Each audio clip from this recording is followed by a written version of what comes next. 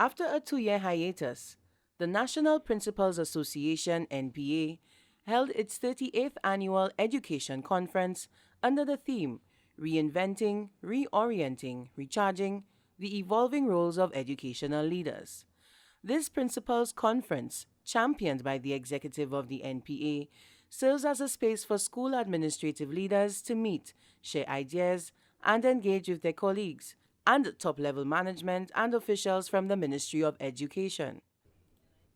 At the head table sat the Minister with responsibility for education, Honorable Sean Edward, Parliamentary Secretary, Senator the Honorable Dr. Pauline Antoine, esteemed guest and keynote speaker, Honorable Dr. Kennedy Anthony, and the President of the National Principals Association, Valerie St. Helen Henry. In her welcome address, President St. Helen Henry spoke to the mandate of the NPA and its role to support and educate members while improving and building relationships with stakeholders. The theme for this year, she says, is timely, urging critical reflection and embracing change. We are here collectively to refresh our thinking, retool ourselves as we aim to improve our practices as it relates to educational leadership.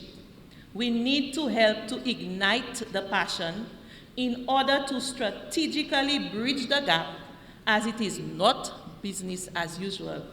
So, we are here to reflect as well as to celebrate our achievements. Former Prime Minister of St. Lucia and educator, Honorable Dr. Kennedy Anthony, in delivering his feature address, highlighted areas of concern for the education sector. Dr. Anthony insists that it cannot be business as usual for policy and administrative leaders in the education system, saying for St. Lucia to remain flexible and responsive to the times, greater emphasis has to be placed on reassessing the pillars that the education system of today was built on and safeguarding the social and emotional welfare of key players. The exodus from the teaching profession is deeply worrisome. Far too many teachers have exited the teaching service before the prescribed age of retirement. Some prefer retirement to the daily harassment in the classroom, the constant challenge to authority and to discipline, the difficulty of maintaining interest and passion in education. All of these developments mean that the traditional roles of principals have changed.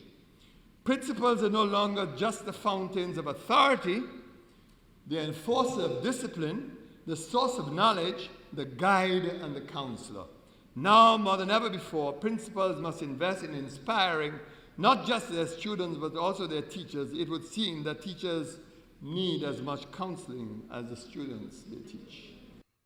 The conference comes on the heels of a meeting held between leaders of the Ministry of Education and the National Principals Association as they work to collaboratively address issues of security, school maintenance, examinations, and the general welfare of teachers and students. From the Communications Unit of the Ministry of Education, Sustainable Development, Innovation, Science, Technology, and Vocational Training, I am Daniel Dubois reporting.